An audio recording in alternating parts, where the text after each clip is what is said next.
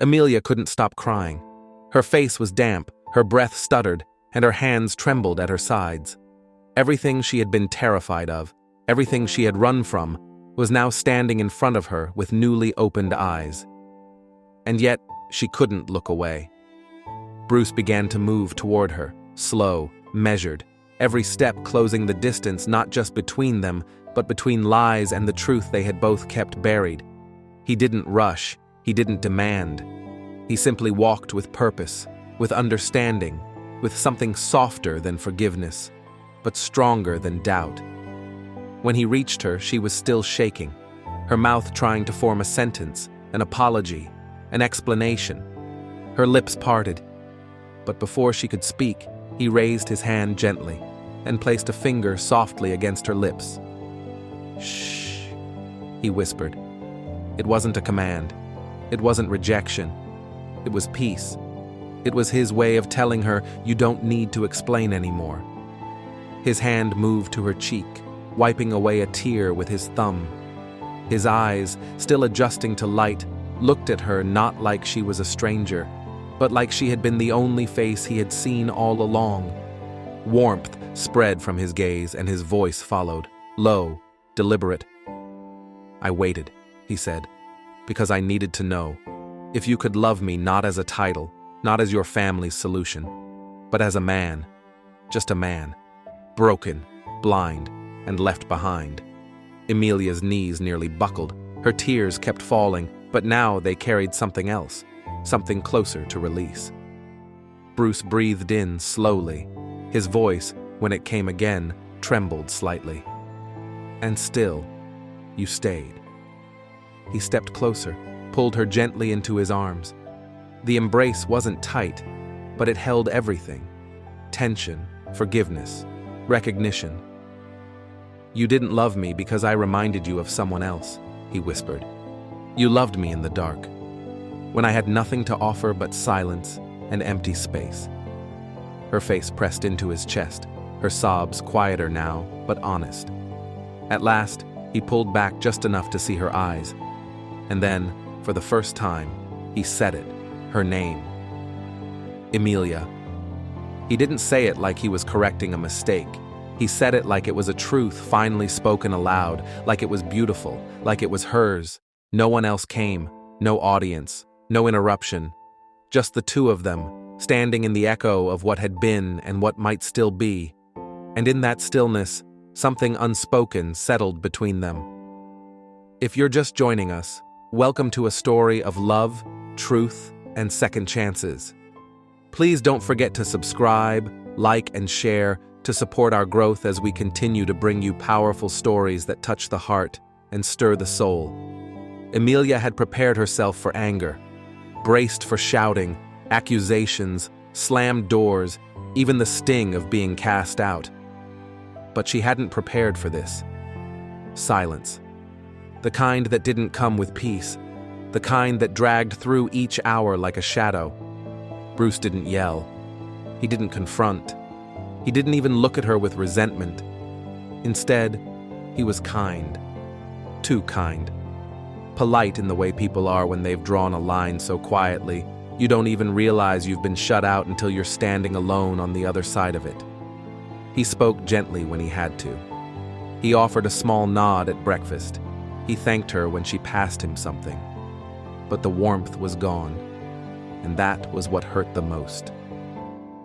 Emilia moved through the house like a ghost, avoiding the rooms he entered, skipping the chair she used to sit in beside him. They hadn't walked together in the garden since that day, hadn't sat across each other at dinner. Every interaction was wrapped in a thin, brittle distance, one that threatened to shatter if either of them dared speak what still lingered in the air. But she wanted him to speak, needed him to say anything, because his silence was louder than any anger could ever be, and she was unraveling beneath it. She cried when he wasn't looking, sometimes in the quiet of the old study or in the guest room she now chose to sleep in, her pillow soaked with guilt, her chest aching not just from the lie she lived, but from how deeply she had hurt someone who didn't deserve any of it. He had trusted her, had let her into his world, even when he couldn't see it. And she had betrayed him under the disguise of care. If she could undo it, she would. Not just the lie, but the way it had shaped his perception of love. The way it might now make him question whether any part of what they shared was real. She would have rather been hated than ignored. Because the silence, the quiet way he existed around her like she was air he didn't want to breathe anymore, was slowly killing her. And still, he said nothing. But for how long? When the silence finally breaks, will it heal what's been broken, or reveal that it was never whole to begin with? The garden that afternoon was still, too still. The scent of drying herbs lingered in the air, and the soft breeze carried a quiet chill that matched the distance between them. Bruce sat on the stone bench beneath the lemon tree, a folded newspaper in hand, though his eyes barely scanned the pages. Emilia walked toward him slowly, her steps unsure, her chest tight. He didn't look up. He didn't speak.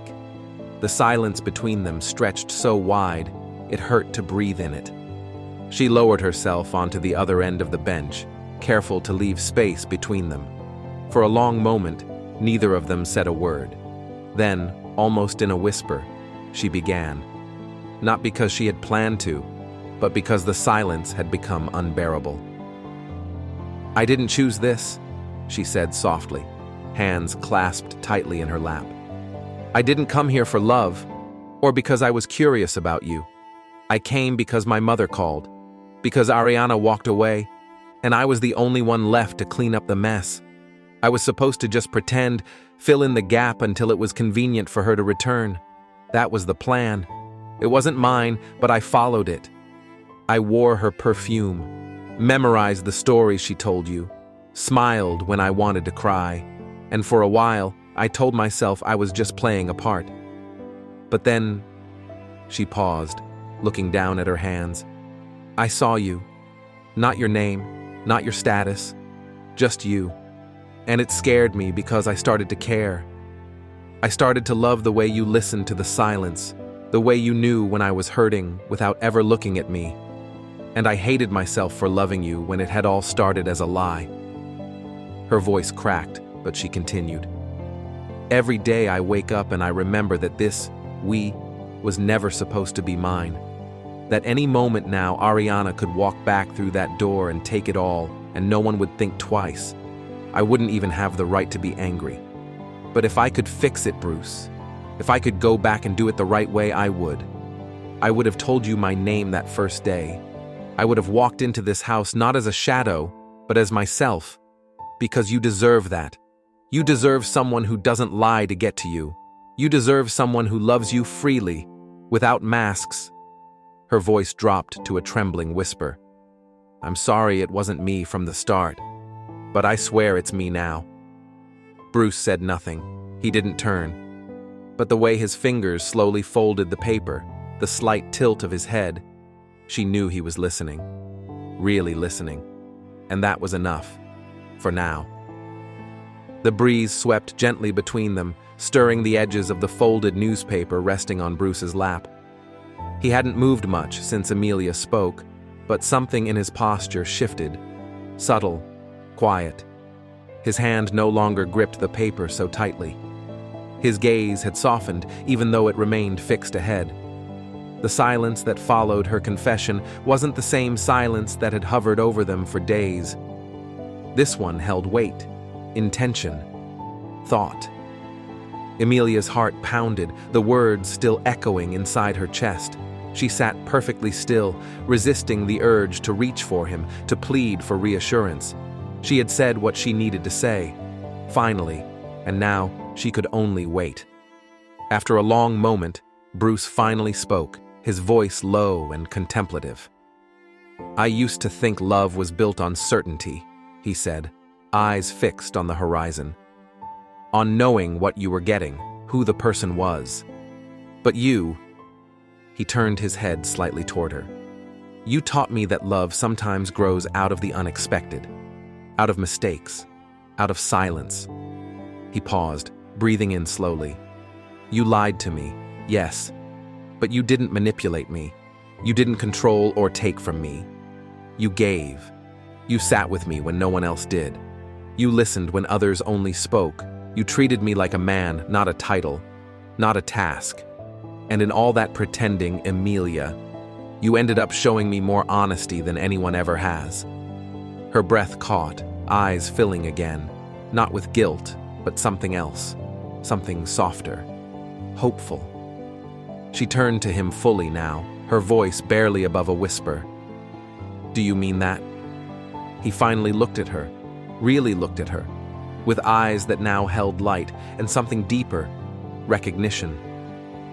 I do, he murmured, because you could have walked away the moment I opened my eyes, but you stayed. And for the first time since it all began, he reached for her hand, not out of pity, not as forgiveness, but as a choice, deliberate, tender, real. His voice was soft, uncertain, but genuine. If you're still here in the morning, he said, pausing just long enough for the weight of those words to settle between them.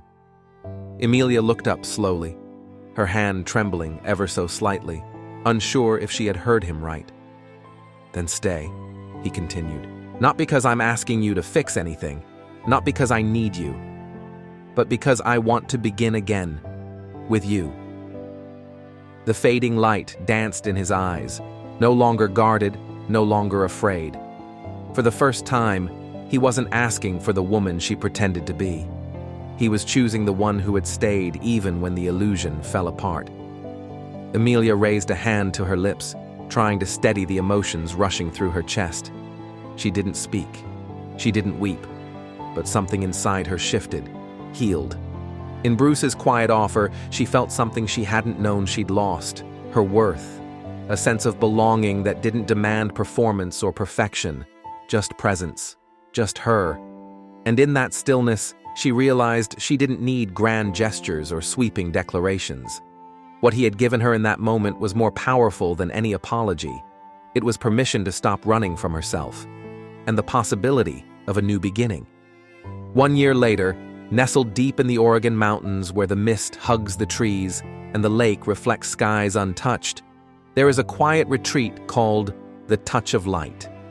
There, Bruce and Emilia have created a life that doesn't run from the past. It grows from it.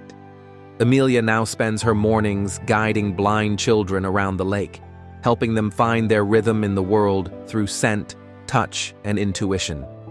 Bruce, once a man who dismissed music as background noise, now teaches it with a tenderness that leaves even the wind listening. In this new life, no one calls him a billionaire.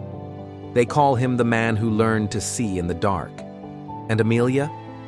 She's no longer mistaken for someone she's not. She is simply, and finally, herself. In the golden silence of Florida's coast, far from the misted pines of Oregon, Ariana sat beneath the high ceiling of her luxurious villa, one she had once dreamed of filling with laughter and triumph. She had married well, a young senator with charm, ambition, and a soaring political future. But fate, in its quiet cruelty, had other plans. A car crash had stolen his sight only months after their grand wedding.